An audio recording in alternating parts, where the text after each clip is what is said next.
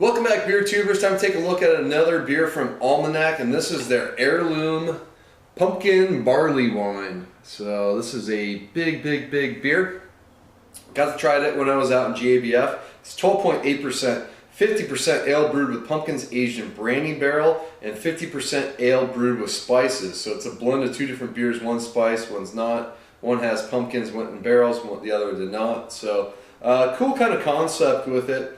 And then they talk about the bottle, like where they source their pumpkins from and all that good stuff. So I got it poured out.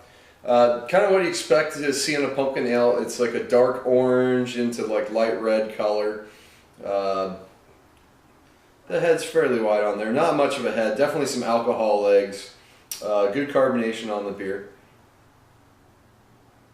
Oh yeah, definitely picking up some of that barrel character. You get the brandy. It's definitely prominent, even though it's only half aged in brandy barrels. A lot of sweetness, toastiness, caramel notes. The spices are a little more muted. Spice-wise, maybe like a cinnamon, maybe ginger. I'm not sure if that's ginger in there. Like a hint of like a nutmeg. Could be some other spices blended in. It's on the faint side, but you do pick up a nice good gourd character, like a caramelized pumpkin, because it's got a big kind of toffee character. You get that brandy note, that sort of hard to describe, like grapey, sweet grape character on the nose as well. So it smells good. Let's dig in. Cheers.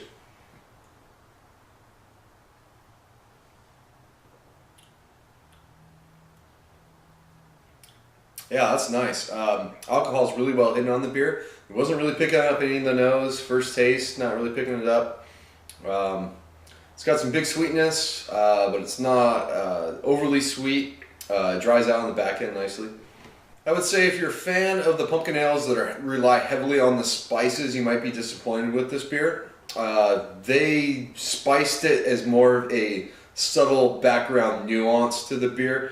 They let the pumpkin shine through a lot. This is one of the beers where I get quite a bit of pumpkin character, which is hard to achieve, but they managed to get just that big, nice, sweet gourd, caramelized gourd character. The barley wine base has the big toffee coming through, you know, caramel. But the spices remain sort of in the background, the finish. There's a decent amount of barrel character in there, getting a little bit of wood character, some of those tannins coming through, getting that sweeter brandy aspect that I assume they're using like a wine, brandy, cognac style of barrel, so you get some of that sweetness, like a, you know, that distilled grape character in there. Get a little bit of like a raisiny character in there as well. There's not a ton of dark fruits, but just a slight little bit in the mix. The more I drink it, the more hop character I get.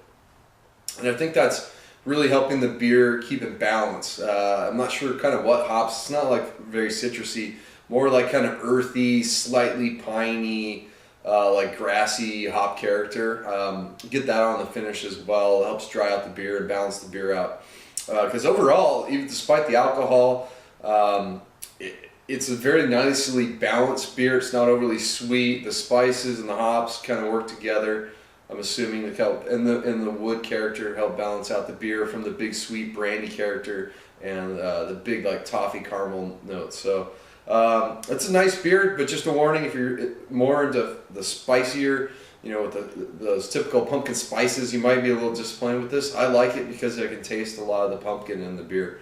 So that's pretty cool. So yeah, nicely done beer. I'm going to go B+ for the Heirloom Pumpkin Ale from Almanac. Definitely worth checking out if you can get it. Not the cheapest beer out there, but it's worth checking out. It's a cool beer. You don't see a lot of barrel-aged pumpkin ales. And they did a cool little blend with this one as well. So recommended. That's going to wrap it up for this one. Until next time, please comment and subscribe. Cheers.